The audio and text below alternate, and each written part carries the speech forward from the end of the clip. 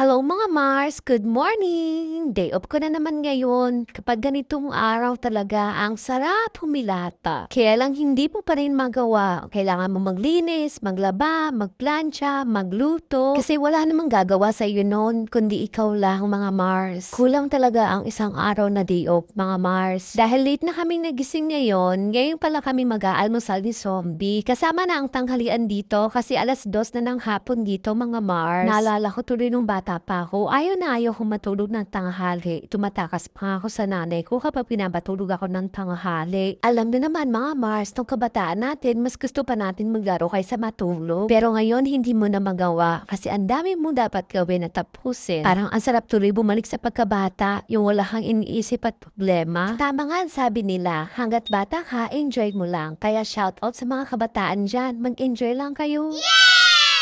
Dahil minsan lang maging bata. Yun lang. Thank you for watching.